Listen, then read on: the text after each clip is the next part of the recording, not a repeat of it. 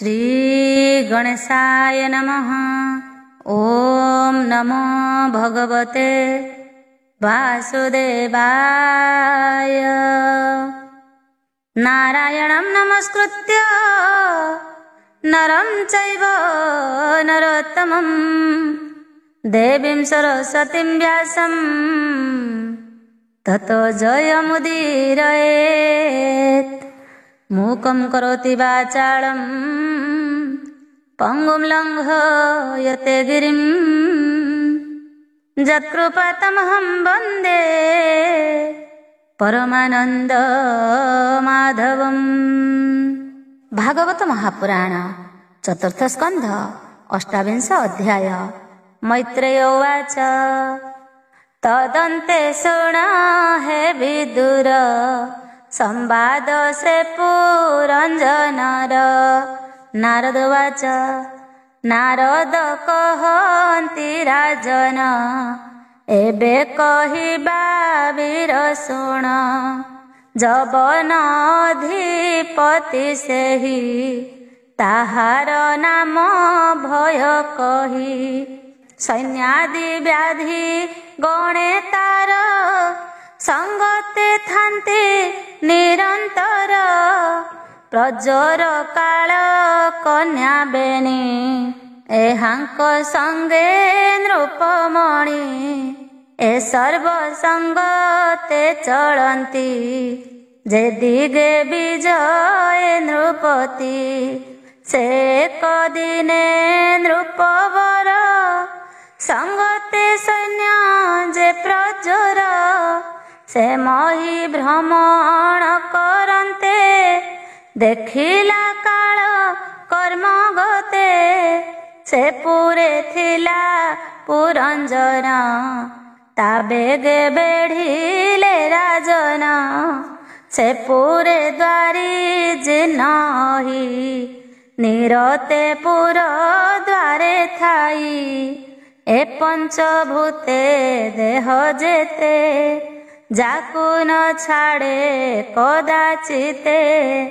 ब्रह्मांड मध्ये देह बही ताकु जिणंता केही नाही। ब्रह्मादि मुनि सुर देवी भये करन्ति ताकु सेवा। ताकु जिणंता के भाजन निश्चिंते रहे निज स्थान। अज्ञाने से पूरे पशिले से पूरे पुरंजन थिले। जे काल कन्या संगे थिला सतोरे से पूरे पशिला।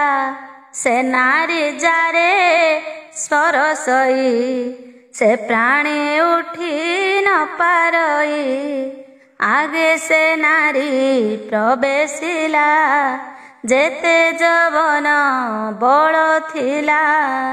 से सर्वद्वार मार्गे गले प्रवेशी पुर विनाशिले। पुर उजाड़ी भय करी से पुरंजन दंडधारी। बहुत संताप से कला निर्बले शंकित रहिला। से राजा क्रोधे अभिमानी देखिला सो कुटुंब हानि। स्नेहानुबंधे न छाड़ई आकुले संतापे सोचई। से काल कन्या आसी आगे राजा को कोल कला बेगे। तार स्पर से महाराय होइला नष्ट कांतिकाय। कृपण विषय राजन होइला असंग पाइण। प्रतिज्ञा हेला तार नाश सघने छाड़ई निश्वास। जबन गंधर्वे पशिले राजार संपद जानिले। से पुर क्षीण देखि तार ପୁତ୍ରାଦି ଛାଡ଼ିଲେ ଆଦର। ଆତ୍ମୀୟ ଲୋକ ଯେତେ କହି ଦେଖିଲା ପୂର୍ବ ସ୍ନେହ ନାହିଁ। ତା ପତ୍ନୀ ଠାରେ ଯେଉଁ ପ୍ରୀତି ଦେଖିଲା ସ୍ନେହ ନୀତି। ଆତ୍ମାକୁ ଜରାଗ୍ରସ୍ତ କଲା ପଞ୍ଚାଳ ବିଷୟତା ଗଲା। ଦୁରନ୍ତ ଚିନ୍ତା ପାଇରାୟ ନ ଦେଖି ତରିବା ଉପାୟ। ସେ କନ୍ୟା ବିଷୟ ନିର୍ବଳ ଏକାନ୍ତେ ଝୁରେ ମହିପାଳ। ଦୁର୍ବଳ ଦେଖି ନିଜ ଦେହ ଛାଡ଼ିଲେ ପୁତ୍ର ଆଦି ସ୍ନେହ। ସପୁର ଲୋକ ଚିନ୍ତା କଲା ସେ କାଳ କନ୍ୟା ଏହା କଲା। ସେ ପୁର ଛାଡ଼ିବାରେ ମନ ରୋଦନ କରେ ଅନୁକ୍ଷଣ। ନ ପାରେ ସହି ଦୁଃଖ ଘୋର ନିଶ୍ଚୟ ଛାଡ଼ି ଶରୀର। ଆତୁରେ ଭାଳ ନୃପତି ଭ୍ରମତା ହେଲା ବୁଦ୍ଧି ଅତି। ଭୟରେ ଅଗ୍ରଜ ପ୍ରଜୋର ଆଚ୍ଛାଦି ରହିଲା ସେ ପୁର। ସେ ସର୍ବେ ପୁର ମାର୍ଗେ ରହି ପ୍ରଚଣ୍ଡ ତେଜ କୋପ ବହି। ସାନ ଭ୍ରାତାର ପ୍ରିୟ ଅର୍ଥେ ସେ ପୁର ଦହିଲା ତରିତେ। ପୁର ଦହନ ଯହୁଁ ହେଲା ସେ ରାଜା ମହା ଭୟ କଲା। ସେ ପୁରେ ଯେତେ ଦାସୀ ଥିଲେ ସେ ସର୍ବେ ଭୟରେ କମ୍ପିଲେ। ଜବନପୁର ଦେଲେ ବହି କାଳ କନ୍ୟାର ପକ୍ଷ ବହି। ଭୟେ ନ ପାରନ୍ତି ରହି ଦୁଃଖେ ରୋଦନ୍ତି ଛନ୍ନ ହୋଇ।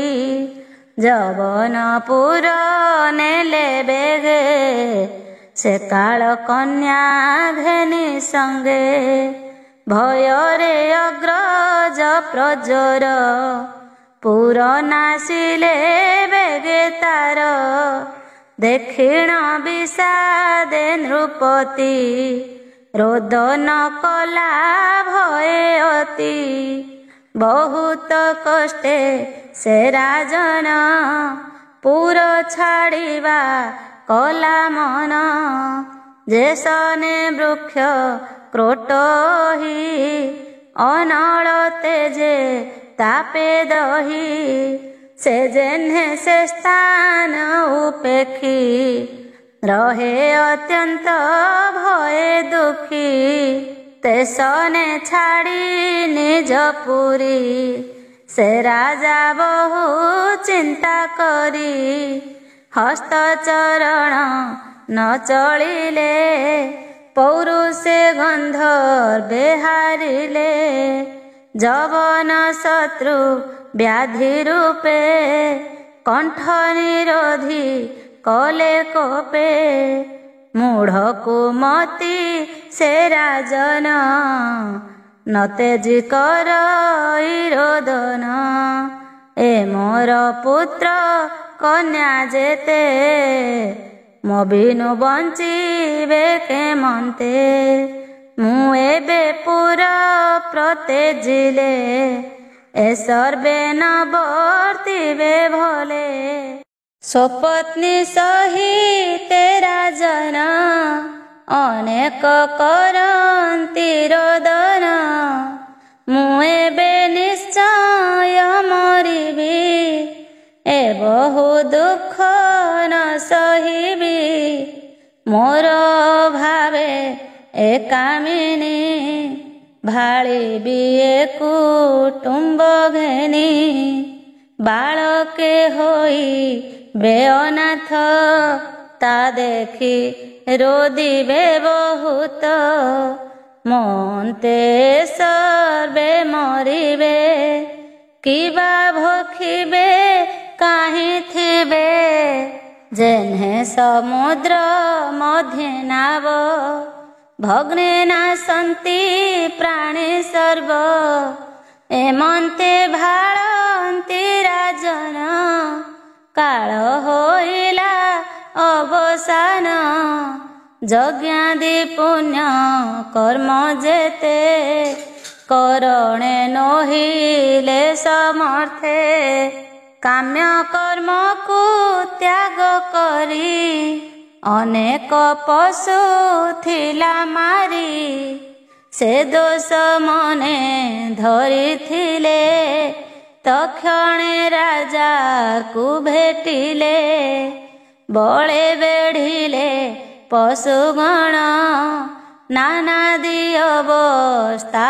କରିଣ, କୃଷ୍ଣ ଭାବେ ମୂଢ଼ମତି, ଏଣୁ ନରକେ ହେଲା ଗତି, ଈଶ୍ୱର ବାକ୍ୟ ବେଦବାଣୀ, ସେ ଜ୍ଞାନ ତେଜିଲା ନ ଜାଣି, ତେଣୁ କର୍ମାନୁସାରେ ତାର, ଜନ୍ମିଲା ବିଦର୍ଭ ମନ୍ଦିର, ସେ ରାଜା ମରଣ ସମୟେ, ସ୍ତ୍ରୀଲିଙ୍ଗ ଭାଙ୍ଗିଲା ହୃଦୟେ, ତେଣୁ ସେ ପ୍ରମଦା ହୋଇଲା, ପୁରୁଷଙ୍ଗ ପ୍ରତେଜିଲା, ସେ ରାଜା ସଙ୍ଗ ତେରା ଜନ, ଯୁଦ୍ଧେ ଜିଣିଲା ରାଜ୍ୟ ଧନ, ସେ ପତିବ୍ରତା ଅଙ୍ଗ ପଳେ,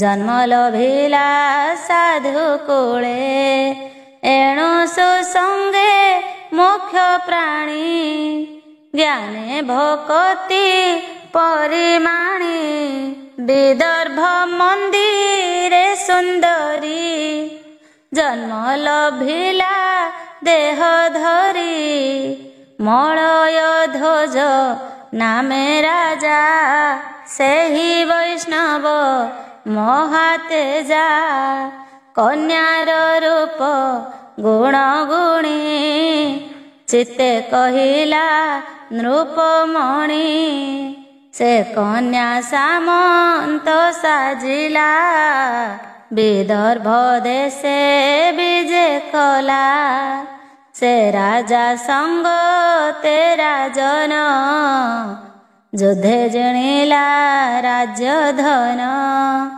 ବଳେ ହରିଣ ତା ଦୋଲଣି, ବିବାହ କଲା ନୃପମଣି, ମଳୟ ଧ୍ୱଜ ନୃପବର, ଦ୍ରାବିଡ଼ ଦେଶେ ଅଧିକାର, ସେ କନ୍ୟା ଗର୍ଭେ ତା ସନ୍ତତି, ଜନ୍ମିଲା ସୁଗୁଣ ସୁମତି, ସେ ରାଜା ସଦୃଶ କୁମାରୀ, ପ୍ରସବ କଲା ତାର ନାରୀ, ଶ୍ରୀକୃଷ୍ଣ ରୁଚି ସେ ବାପର, ତା ନାମ ଦେଲା ନୃପବର, ସପନ ତନୟ ଅନ୍ତରେ, ଜନ୍ମିଲେ ସେ ନାରୀ ଉଦରେ, ଶ୍ରବଣ କୀର୍ତ୍ତନ ଆଦି, ଏ ସପ୍ତ ନାମେ ଭକ୍ତି ସିଦ୍ଧି, एको ଅନେକ ତାହାଙ୍କର, ଅର୍ବୁଦ ଅର୍ବୁଦ କୁମର, ବଂଶର ସଂଖ୍ୟା ତା ନ ଯାଇ, ଅସଂଖ୍ୟ ପ୍ରମିତ ହୋଇ, ସେ ସର୍ବେ ମହି ଭୋଗ କଲେ, ଆନନ୍ଦେ କୃଷ୍ଣଙ୍କୁ ଭେଟିଲେ, ମଳୟ ଧ୍ୱଜର ଦୁହିତା, ସେ ଜ୍ଞାନ ବଳେ ଧ୍ରୁବବତା, ଅଗସ୍ତ୍ୟ ତାର ବିଭା ହେଲେ, ତା ଗର୍ଭେ ଦୃଢ଼ ଚ୍ୟୁତ ହେଲେ, ମଳୟ ଧ୍ୱଜ ରାଜ ଋଷି, ପୁତ୍ରକୁ ଡକାଇଲେ ବସି, ବିଭାଗ କରି ରାଜଖଣ୍ଡ। ପୁତ୍ରକୁ ଦେଲେ ଛତ୍ର ଦଣ୍ଡ। କୃଷ୍ଣ ଭଜନେ ନର ସାଇ, ରହିଲେ କୁଳା ଚଳେ ଯାଇ। ତାର ବୈଦର୍ଭୀ ନାମେ ଯାୟା, ଛାଡ଼ିଣ ଗୃହ ସୋତ ମାୟା। ସେ ରାଜା ପଛେ ଗୋଡ଼ାଇଲା, ସୁଧାଂଶୁ ପ୍ରାୟ ଶୋଭା କଲା। ସେ କୁଳାଚଳ ଗିରିବର, ସକଳ ତୀର୍ଥଙ୍କ ମନ୍ଦିର। ତୀର୍ଥଙ୍କ ନାମ ଏକ ଏକ, ଯେ ତାମ୍ରପର୍ଣ୍ଣି ବଟୋଦକ। ଅପରେ ଚନ୍ଦ୍ର ରସା ନାମ, ଏ ଆଦି ପୁଣ୍ୟ ତୀର୍ଥ ଧାମ। କୃଷ୍ଣ ଭକତି ସୁଧାସନେ, ତପ ଆଚରି ଶୁଦ୍ଧ ମନେ।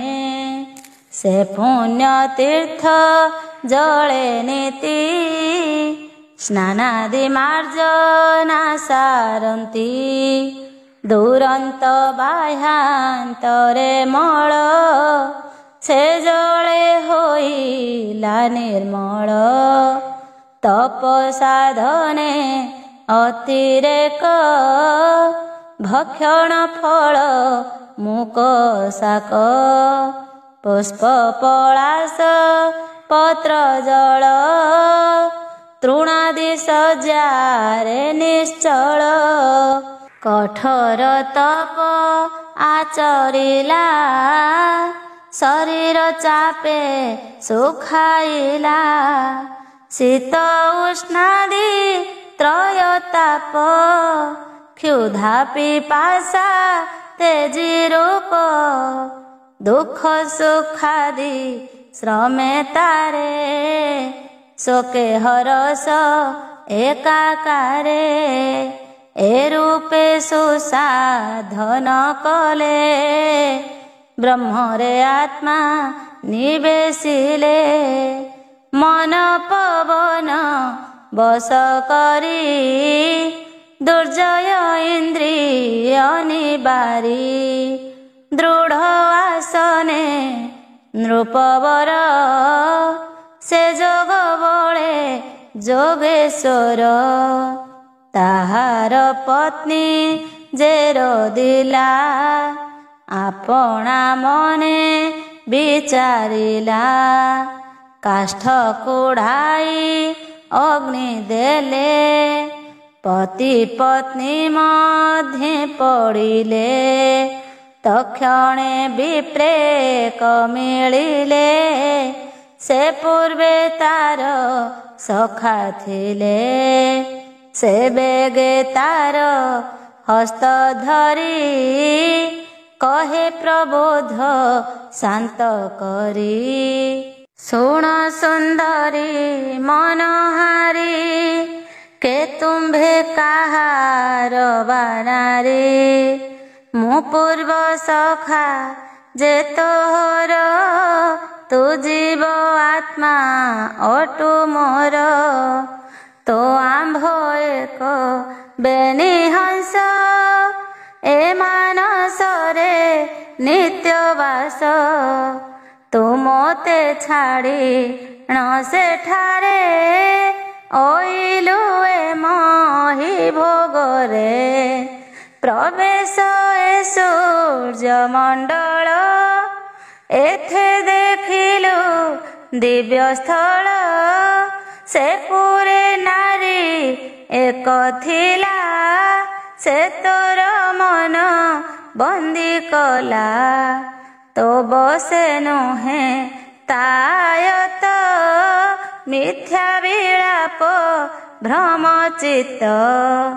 ସେ ନଗ୍ରେ ପଞ୍ଚ ଉପବନ, ସେ ନବଦ୍ୱାରେ ଶୋଭାବନ।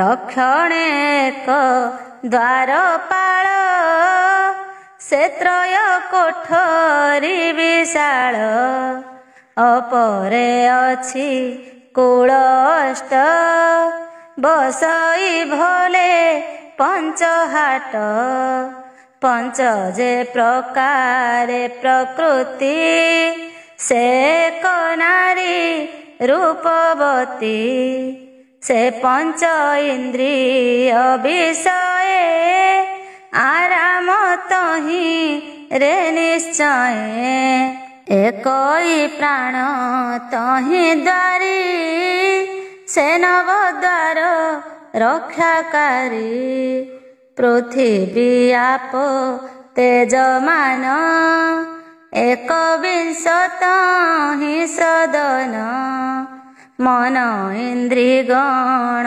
ପଞ୍ଚେଣ ତହିଁର ଅଷ୍ଟ କୋଣେ ଜାଣ ଏ କ୍ରିୟା ଶକ୍ତି ତହିଁ ବାଟ ନାନା ବିଷୟ ତହିଁ ହାଟ ପ୍ରକୃତି ନବ ଦ୍ୱାର କରି ଏ ରୂପେ ହାଟକୁ ବିଚାରି ଏ ଧର୍ମ ଧର୍ମ ବେନେ ଯହିଁ କ୍ରୟ ବିକ୍ରୟ ନିତ୍ୟ ତହିଁ ସେ ହାଟେ ସ୍ତ୍ରୀ ବୃଦ୍ଧ ଥିଲା ତୋ ମନେ ତାବ ସେ ଜିଣିଲା ତୁ ଭୋଗ କଲୁ ତାକୁ ତହିଁ ତୁମରେ ସମ୍ପାଦିବୁ କାହିଁ ଏକାନ୍ତେ ନାରୀ ସଙ୍ଗ କଲୁ ଏ ପାପ ଦୋଷା ତୁ ଲଭିଲୁ ନହୁଁ ତୁ ବିଦର୍ଭ ଦୁହିତ ଏ ବୀର ନୁହେଁ ତୋର କାନ୍ତ ଅଟୁ ତୁ ପୁରଞ୍ଜନପତି ତା ଲାଗି ଏ ତୋର ଦୁର୍ଗତି ଛାଡ଼ ଏ ମାୟା ମୋହଗତି ଆମ୍ଭେ ବେନି ସୁସଙ୍ଗତି ଏ ତୁମ୍ଭ ଆମ୍ଭ ନୋହେ ଭିନ୍ନ ଏବେନି ଏକ କରି ଚିହ୍ନ ନାରଦ କହନ୍ତି ସଦଏ ଶୁଣ ପ୍ରାଚୀନ ନୃପରାଏ ଏ ଯେ ଅଧ୍ୟାତ୍ମ ଦିବ୍ୟ ଜ୍ଞାନ କହିଲୁ ପରୀକ୍ଷା ବାଦେଣ ଚତୁର୍ଥ ସ୍କନ୍ଧେ ଭାଗବତ କହଇ ବିପ୍ର ଜଗନ୍ନାଥ इति श्रीमद्भागवते महापुराणे पारमहंस्यां संहितायां वैयासिक्यां चतुर्थस्कन्धे पुरञ्जनचरिते नाम अष्टाविंशोऽध्याय 29 अध्याय मैत्रेय उवाच से जे प्राचीन नृपवर नारद पादे देई शिर राजवाच भो मुनि तुम्भे ज्ञान पर कहिल अध्यात्म विचार तुम्भे परीक्षा बादेण कहिल से सांख्य कारण मु बुझी न पारिली चिते छेदी संशय कह मोते जे मार्गे बुझिबई मोहि से भावे कहिबा गोसाई जे बा पंडित दृढ़मति ए अनुभव से जानती आंभर नाही एणे ज्ञान विषय छने अविच्छिन्न एणु न धरे ज्ञान रति विवेक नुहे आंभ मति भो मुनि फेड़ प्रति ताहा मोर्थे कह पुण्य देहा से पुरंजनर विचार ଶ୍ରବଣେ ହେବ ଜ୍ଞାନ ମୋର। ଶୁଣି ନାରଦ ମହାଋଷି ତା ଭାବେ କହନ୍ତି ବିଶେଷୀ। ନାରଦ ବାଚ ଶୁଣ ରାଜନ ସାବଧାନ, କହିବା ଏ ପରୋକ୍ଷ ଜ୍ଞାନ। ପୁରୁଷ ପୁରଞ୍ଜନ ଯେହୁ, କର୍ମର ପୁର କଲା ସେହୁ। ଏମନ୍ତେ ନାନା ପୁର କରି, ଏ ଜୀବ ତା ମଧ୍ୟେ ବିହରି। ଅଜ୍ଞାତ ସଖା ଯାକୁ କହି, ଈଶ୍ୱର ନାମ ଅଟେ ସେହି। ସେ ନାମ ରୂପର ବାହାର, ଏଣୁ ଅଜ୍ଞାତ ନାମ ତାର। ସେ ନଗ୍ର ପ୍ରକୃତି ଗୁଣକୁ, ପୁରୁଷ ଇଚ୍ଛଇ ଭୋଗକୁ। ଏଣୁ ଏ ପୁର ନବଦ୍ୱାରେ, ରଚନା କଲା ଏବେ ଭାରେ।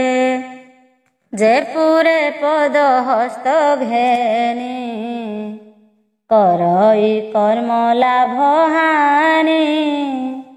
ସେ ପୁରେ ଥାଇ କରେ ଭୋଗ, ମାୟା ନିର୍ବନ୍ଧେ ଅନୁରାଗ।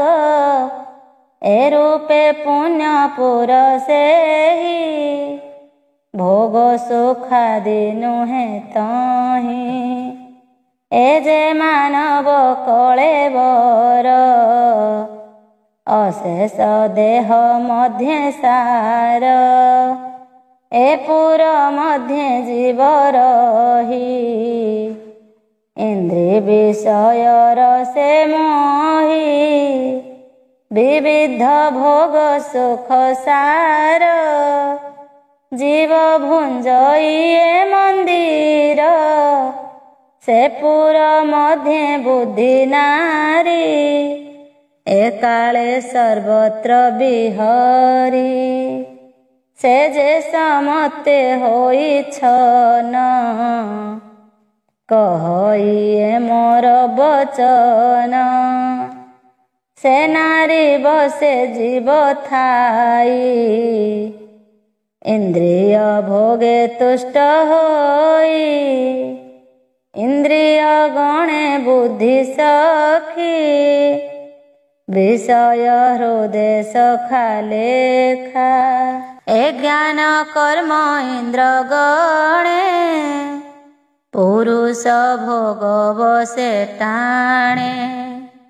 ଅଜ୍ଞାନ କର୍ମ ଇନ୍ଦ୍ରି ଦେଶ, ଏହାଙ୍କ ଭୋଗେ ଜୀବ ତୋଷ। ଏ ପାପ ପୁଣ୍ୟ ଆଦି କରି, ବଳେ ଭୁଞ୍ଜଇ କର୍ମ କରି। ଏ ପୁର ଦ୍ୱାରୀ ସର୍ପ ସେହି, ଏ ଦେହ ପଞ୍ଚ ପ୍ରାଣ ଯେହି।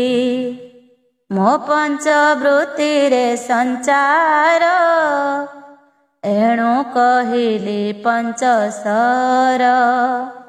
ଉତ୍ତମ ବୋଲି ଯାହା କହି, ମନର ନାମ ଅଟେ ସେହି। ଦଶ ଇନ୍ଦ୍ରିୟ ନାମକ, ତାକୁ ଜିଣନ୍ତା ନାହିଁ ଲୋକ।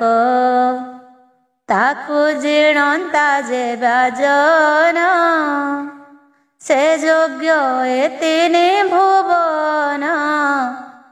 ଉତ୍ତର ଦକ୍ଷିଣ ଯା କହି, ମନର ନାମ ଅଟେ ସେହି। ଏ ପଞ୍ଚ ବିଷୟ ଜଞ୍ଜାଳ, ଏହା ତୁ ବୁଝ ମହିପାଳ।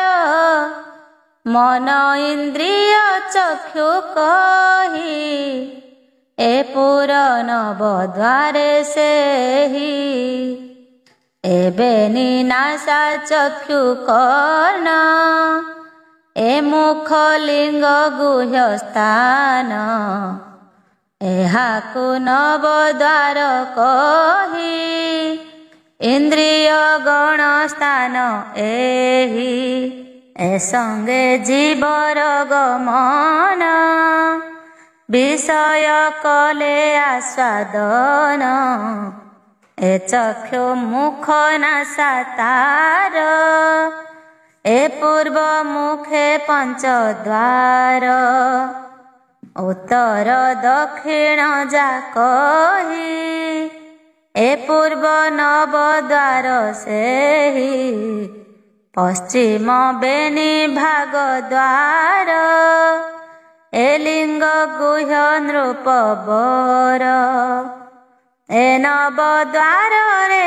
निर्मित जेझा विषय आस्वादित सेबेनी आत्मा देव हरि एक आरे को आगसरी खाद्य तो आदि मुख दुई चक्षुर नाम ए अटई सेबेनी द्वारे पुरंजन करई रूप संपादन नलिनी नालिनी जे दुई नासिका नाम ए अटई ए द्वार अवधूत नाम गंधादि आमोद पवन से पाप पुण्य आदि जेते जीव भुंजइए जगते सुगंध दुर्गंध सहिते ए द्वारे घेनई निरते बदन नामे मुख द्वार रसना बाक्यता मधुर एबेनी इंद्रिय राजन बाक्यादि रस आस्वादन ए सारा सार भाव जेते ए द्वारे घेनई निरते प्रवृत्ति निवृत्ति जे दुई पंचाल विषयता कही चक्षु इंद्रिय श्रुति धर पितृजान देव जानर ए मार्गे गति निरंतर सो इच्छा चित्ते नृप बर आसुरी लिंग द्वार स्थान दुर्मद उपस्तर नाम व्यवहार रत नाम कही प्रजा सर्जन करे तही अपरे गुह्य नाम रति तही लुब्धक वायु स्थिति वैशस नामे नर्क कही से द्वारे मल उत्सर्गई अंध बोली कहिलु जाहा ए पाद पाणी बोली ताहा एबेनी इंद्रिय विषय कहिबा शुण तु निर्णय आदान प्रदान करे जेझा विषय अधिकारे द्वितीय अंध जे पयर कहिबा एथिर विचार इंद्रिय जोगे पुरंजन हरई गता गते दिन अनंतपुर बोल जाहा हृदयपुर बोल ताहा बेसुची नामटी ताहार एमंत नाम नृप बर ତାବସେ ଥାଇ ଏ ପୁରୁଷ ଭଜଇ ହରସ ବିରସ ସେ ଗୁଣ ସକାଶୁ ତରଇ ବୁଦ୍ଧି ଯହିଁକି ଚଳିବଇଁ ତାବସେ ପୁରୁଷ ଧୀନ କରଇ ନାନା କର୍ମ ମାନ ଏ ଦେହ ରଥ ସ୍ୱରୂପେଣ ତୋତେ କହିଛି ନୃପରାଣ ଏ ରଥେ ଅସ୍ୱରୂପ ହୋଇ ଇନ୍ଦ୍ରିୟ ଗଣେଛନ୍ତି ରହି ପଞ୍ଚ ବିଷୟ ମାର୍ଗେ ହଏ ଗମନ୍ତି ସମ୍ବତ୍ସର ଯାଏ ଈଶ୍ୱର ଆଜ୍ଞାରେ ନିର୍ମିତ ଯେ ରଥେ ସକଳ ସଂଯୁକ୍ତ ପୁଣ୍ୟ ପାତକ ଚକ୍ର ଯହିଁ ଈଶ୍ୱର ଅହଙ୍କାର ବହି ଧ୍ୱଜ ସ୍ୱରୂପ ତିନି ଗୁଣ ରଥେ ବନ୍ଧନ ପଞ୍ଚ ପ୍ରାଣ ଏ ଅସ୍ୱରୂପ ବହିଛନ୍ତି ବାହ୍ୟ ଅନ୍ତରେ ପ୍ରକାଶନ୍ତି ବୁଦ୍ଧି ସାରଥି ରୂପେ ଯହିଁ ଏ ମନ ରଶ୍ମି ଚଳେ ତହିଁ ରଥ ପୁଞ୍ଜର ବ୍ୟବହାର ଇନ୍ଦ୍ରିୟ ବିଷୟ ତାହାର ଶପଥ ଧାତୁ ଆଭରଣ ତାର ବିକ୍ରମ ମତ ଜାଣ ଇନ୍ଦ୍ରିୟର ସେ ରସୁଥାଇ ସେ ମୃଗ ତୃଷ୍ଣାରେ ଧାମଇ ଇନ୍ଦ୍ରିୟ ଅନ୍ୟାୟ ବିଷୟ ଭଜଇ ମୃଗ ଜାଲ ପ୍ରାୟ ଏ ସମ୍ବତ୍ସର ରୂପେ କାଳ ଚଣ୍ଡ ବେଗ ନାମ ଭୂପାଳ ଗନ୍ଧର୍ବି ଗାନ ଦିବାନିଶି ତ୍ରିଦଶ 60 ପ୍ରକାଶୀ ଏ ସର୍ବେ କାଳ ସଙ୍ଗେ ଥାନ୍ତି ପୁରୁଷ ଆୟୁକୁ ହରନ୍ତି କାଳ ଦୁହିତା ଯାକୁ କହି ଜରାର ନାମ ଅଟେ ସେହି ସେ ପ୍ରାଣୀ ରୂପ କାନ୍ତି ହରେ ଦେଖିଲେ ପ୍ରାଣୀ ତାକୁ ଡରେ ଏଣୁ ତାହାକୁ କେହି ଭଲେ ବରଣେ କେହି ନଇଥିଲେ ସେ ମୂଳ ତାର ଭଙ୍ଗ ପ୍ରାୟ ସେ ହୁଆ ବୋରି ନିତ୍ୟ ରହେ ସେ ପ୍ରାଣୀ ରୂପ କାନ୍ତି ହରେ ମୃତ୍ୟୁ ପର୍ଯ୍ୟନ୍ତେ ପୀଡ଼ା କରେ ପ୍ରଜଳ ଆଦି ଯେତେ ନର ପ୍ରବେଶୀ ନାଶନ୍ତି ଶରୀର ବିବିଧ ଦୁଃଖ ତାପତ୍ରୟେ ପୀଡ଼ନ୍ତି ପ୍ରାଣ ଶେଷ ଯାଏ ପ୍ରାଣ ଇନ୍ଦ୍ରିୟ ମନ ଧର୍ମ ନିର୍ଗୁଣ ଆତ୍ମାର ଅଧୀନ ଏ କାମ ସୁଖ ଲୋଭ ମାତ୍ର ଭୁଞ୍ଜଇ ଦୁଃଖ ସୁଖ ପାତ୍ର ଏ ମୋର ବୋଲି ଅହଙ୍କାରେ ବହିଛୁ ଦୁଃଖ ନିରନ୍ତରେ ପରମ ଆତ୍ମା ଭଗବାନ ସେ ସର୍ବ ହେତୁ ଚୈତନ ଯାବତ ତାକୁ ନ ଜାଣଇ ଏ ଭ୍ରମେ ଭ୍ରମ ହେଉଥାଇ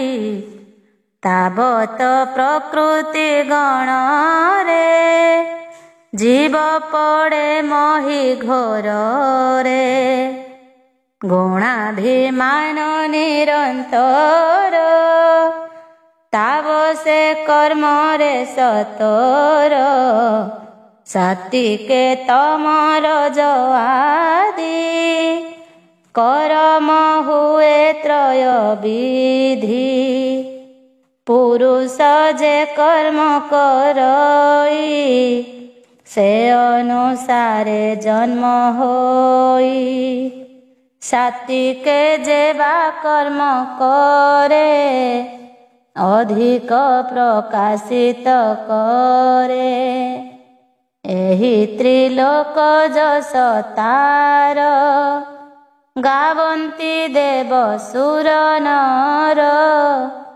राजस कर्म जे करन्ति आद्यरे से सुख लभन्ति पश्चाते लभे बहु दुख ए भाव न जाने मूर्ख तामस कर्म सद्य फल से सुख शोक मोह आळ अज्ञान भावे मूढ़ मोहि स्वकर्म बसे भ्रम थाई भेद पुरुष नारी देहि ए चराचर भ्रमे मोहि नपुंस जन्म के बाधरे ए रूपे कर्म अनुसारे केबे हे देवतनु पाई मनुष्य जन्म के लभई खगादि पशु चराचरे स्वकर्म भुंजन्ति पामरे जैसने क्षुधातुर होई कुकुर प्राय भ्रमई आहार अर्थे निरंतरे सतरे भ्रमे नानापुरे काहीं बाहार मिलई काहीं निर्घात दंड पाई सर्वे कहन्ति वेगे मार दुष्ट सज्जन आदि नर ता भावे कर्म शत्रुपणे निरते दंडे अनुक्षणे से रूपे जीव संजात स्वकर्म बळे आत जात एमंत उच्च नीचे भ्रमे कर्म भुंजई दुखे भ्रमे तो विप्र वाक्ये विमोहित न जानी वेदर वृत्तांत एहांक वाक्ये तु राजन भ्रमे होइलु हत ज्ञान एबे जे हरिंक चरण तू जाई पस जा शरण ए तुम्भ संदेह फेडिलु ए आत्मज्ञान शिक्षा देलु अपर गुप्त दृष्टांतर तोते कहिबा नृपवर तातोते बुझाई राजन तेबे होइब तोर ज्ञान इच्छई मिथुन संजोग कुसुम बाड़ी मध्ये मृग हरिणी बसे बस होई अज्ञाने मृत्यु न जानई अल्प सुखे भ्रमे अति ভ্রমর গীতে ডেরি শ্রুতি তা ଅଗ୍ରେ ବୃକମାନେ ଛନ୍ତି ସେ ତାର ମାଂସରେ ବଞ୍ଚନ୍ତି ତାହାଙ୍କ ମୁଖକୁ ରାଜନ ନିର୍ଭୟ କରଇ ଗମନ ତା ପଛେ ବ୍ୟାଧ ଗୋଡ଼ାଇଛି ସଘନେ ବାଣ ବିନ୍ଧୁଅଛି ତାହାଙ୍କୁ ନ କରିଣ ଭୟ ଆନନ୍ଦେ ମୃଗିବ ସେ ମୋହ ଭେଦିଣ ବ୍ୟାଧ ତୀକ୍ଷ୍ଣ ସର ମିଳାଇ ଅଧେ ତା ଶରୀର ଗଲାଣି ନ ଜାଣଇ ସୁଖେ ତେବେ ସେ ଉତ୍ସର୍ଗତା ଭକ୍ଷେ ତାହାକୁ ନ କରିଣ ଭୟେ ସଧୀରେ ବୃକ୍ଷଲତା ଖାଏ ଏମନ୍ତ ମୃଗ କେ ରାଜନ ବିବେକୀ ଖୋଜ ତୁ ବହନ ଯେବେ ତୁ ଜାଣି ଧୂତ ମତି ବିଷୟ ଧ୍ୟାନ ତ୍ୟାଗ ଗତି ଏ ଅନୁଭବେ ବୁଝରାଏ ବିବେକୀ ଜାଣିବ ଥକାଏ ତା ଶୁଣି ସଭଏ ରାଜନ ଭୋମୁନି ସାବଧାନେ ଶୁଣ ରାଜବାଚ ଆମ୍ଭର ଏଣେ ନାହିଁ ମତି ବିବେକୀ ନୁହେଁ ଆତ୍ମରତି ଏବେ ମୋ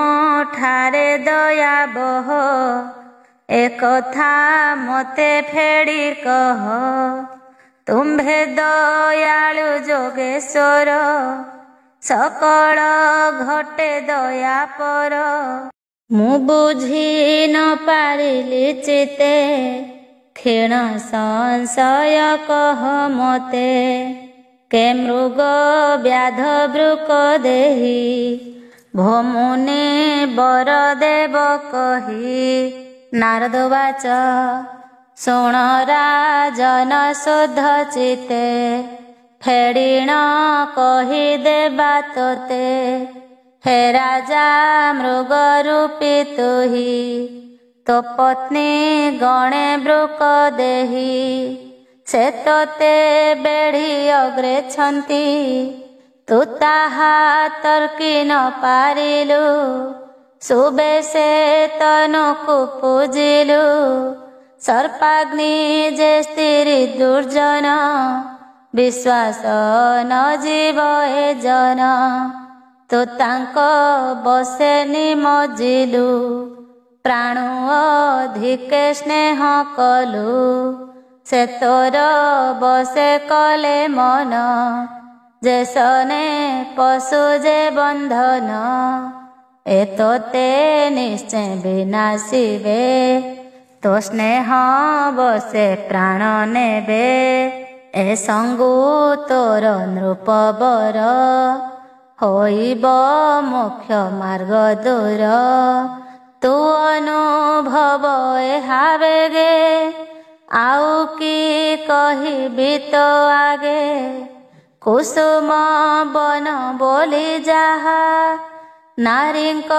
ଧର୍ମ ବୋଲି ତାହା ତା ସଙ୍ଗେ ଏ ପୁରୁଷ ଘର ଆନନ୍ଦେ କରଇ ବିହାର ଏବେ ତୁ ବୁଝ ମହିପତି ଏ ମୃଗ ତୃଷ୍ଣା ଜୀବ ଗତି ଆପଣା ଚିତେ ତୁ ବିଚାର ଏ ଚିତ୍ତ ହୃଦେ ତୁ ହି ଧରି କାମୁକ କାମ ସୁଖ ପାଇ ଗୃହ କରଣେ ବନ୍ଦୀ ପାଇ ଯେହ୍ନେ ପଙ୍କଜ ମଧୁ ଆସେ ଭ୍ରମର ଚୁମ୍ବେ ସ୍ନେହ ବସେ ସ୍ନେହାନୁ ବନ୍ଧେ ନ ଛାଡ଼ିଲା ପଦ୍ମ ମୁଦ୍ରିତେ ପ୍ରାଣ ନେଲା ସେ ରୂପ ନାରୀ ମୁଖାମ୍ବୁଜେ ଯହିଁ ଯୋଗୀନ୍ଦ୍ର ଯୋଗ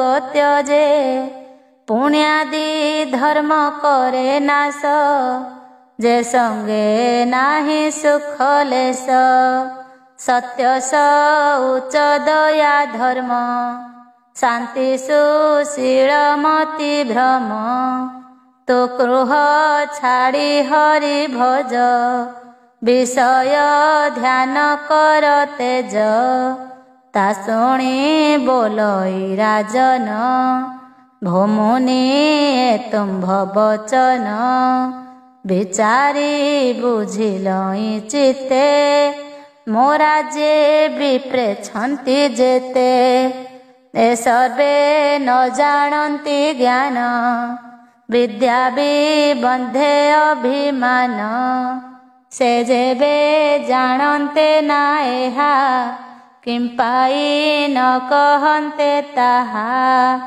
ଏଣୁ ସେ କର୍ମେ ମୋତେ ଟେକି ଯେଣୁ ଅଟନ୍ତି ଅବିବେକୀ ଭୂମୁନି ତୁମ୍ଭ ପ୍ରାୟ ଯେତେ ସାଧୁ ଏ ଅଛନ୍ତି ଜଗତେ ଏ ତୁମ୍ଭ ପ୍ରାୟ ଦୟା କରି କେହି ନ ଛାଡ଼ନ୍ତି ମୋ ପୁରୀ ଏ କଥା କହ ମୁନି ବର ମୋର ସଂଶୟ ଯାଉ ଦୂର ଏମନ୍ତେ ଦେବ ମହାରୁଷି ତା ବାକ୍ୟେ କହନ୍ତି ପ୍ରଶଂସୀ ତୁ ଯାହା ପୁଛିଲୁ ରାଜନ କହିବି ଏଥିର ବିଧାନ ଯେ ପାଦ ଲାଭ ପଦାଶ୍ରିତ ଏଣେ ନ ଭାବେ ତାଙ୍କ ଚିତ୍ତ ସ୍ୱର୍ଗାପ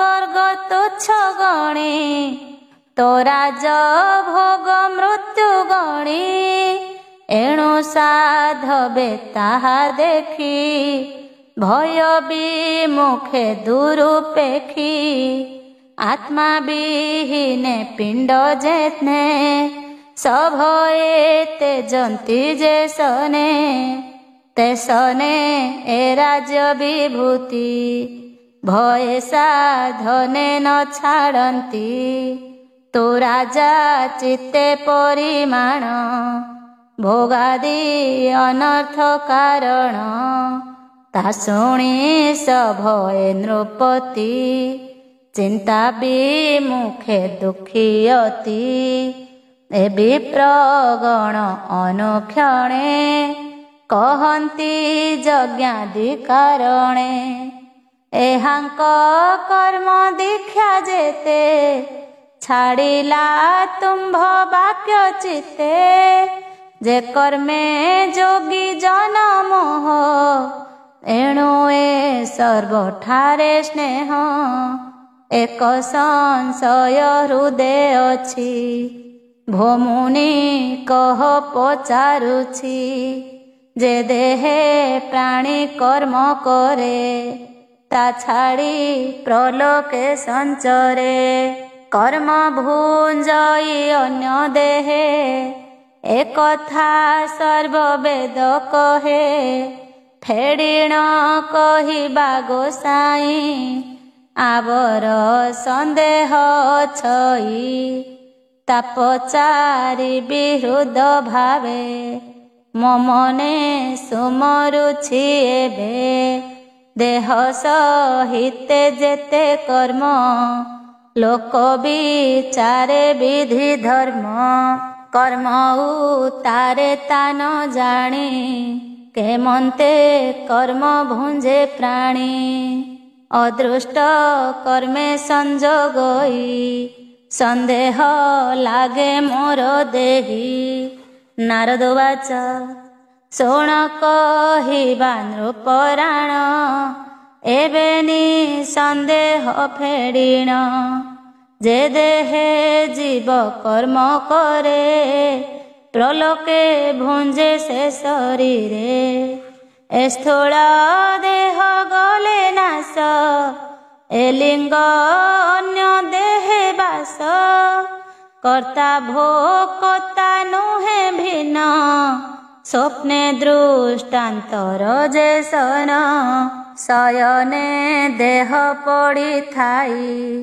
श्वास क्षेपण न जाणई एहेतु स्नेह परिहर एमंत लिंग देह धर अद्भुत कर्म एबे भार एमंत करे अंगीकार एमंत जानी दृष्टान्तर एमन अन्यत्र शरीर धरिण स्थूल देह मान मुकुळे श्रेष्ठ विद्वजन ए पुत्र दारादि मंदिर बोलिण करे अंगीकार ए अभिमाने कर्म करे से कर्म दोष जोग धरे कर्म न थिले जोग काहे एमंत जानी न पारई एमंत लिंग देह घेनी भोगार्थे स्थूल देह घेनी जहा तू पुछिलु नृपति विनाश कर्म उपगति ता फेड़ी कहिबाक तोते संदेह फेड़ी न जेमंते ए ज्ञान कर्म इंद्रि दुई भेदेण कर्मादि करई ए सर्व पापादि विषय करन्ति ए मन इंद्रिय विषय कर्म मन जानी नहिले केबा परिमाणी ए रूपे जाने चित्त बुद्धि भुंजई सर्व कर्म सिद्धि कर्मे न थिले भोग नाही विवेकी बुझ नर साई ए प्रति लक्ष्य दृष्टान्तर तोते कहिबा नृपवर तो न देह थाउ एबे ए देह बुझ अनुभवे जाग्रते जेते रूप मान ए देहे भावी थाई मन दृष्टि श्रवणे विषय स्वप्न संगे से उदय ए देह लिंग धरी मन विषय कर्म करे ध्यान जे कथा अनुभव नाही स्वप्ने देखिब ता काहि एहार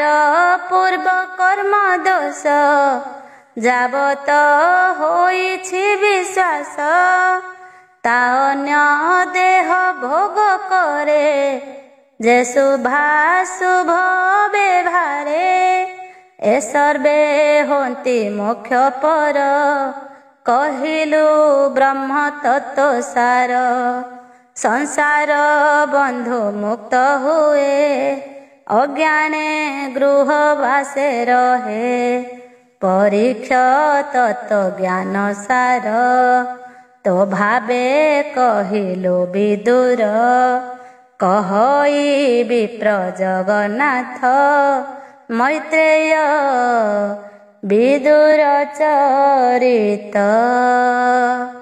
इति श्रीमद्भागवते महापुराणे पारमहंस्यां संहितायां 82 चतुर्थस्कन्धे मैत्रेय विदुर चरिते नाम 29 अध्याय।